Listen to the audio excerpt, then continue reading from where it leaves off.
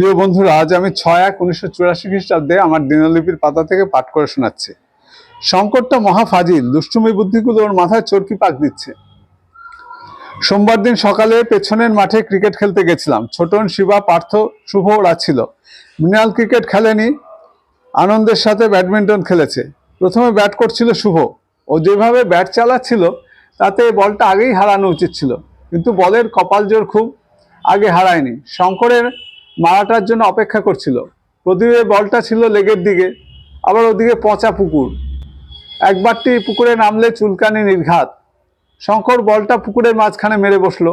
আবার আত্মপক্ষ সমর্থনের জন্য বলে কিনা, এরকম বল যদি না মারি তবে খেলা শিখবো কি করে।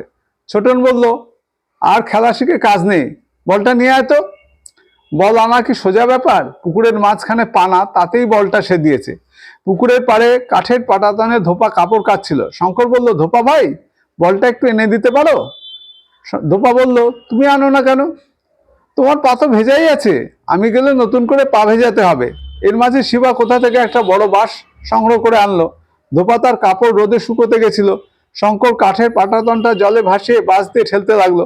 শঙ্করের কথা, জলে ভিজে পাটাতনটা ছোট হয়ে গেছে, নইলে ভেসে পড়া যেত। ধোপা ফিরে এলে শঙ্কর বলল, যাও না ভাই, তুমি তো বেশ লম্বা আছো, প্রকৃতপক্ষে খুব বেটে, অল্প হাত বাড়ালেই বলটা পেয়ে যাবে। ধোপা রেগে গিয়ে বলল, বল মারার সময় মনে ছিল না? শঙ্করের চটজলদি উত্তর, তা তো বটেই, তা তো বটেই, তোমার আনার কি দরকার?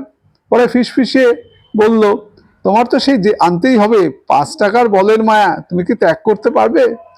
শিবা বলল, একটা কাজ করলে হয় না, একটা কাপড় পুকুরের মাঝখানে ফেলে দিলে কেমন হয়? শঙ্কর ছোটন বলল, বেশি আর কি মারিস না তো।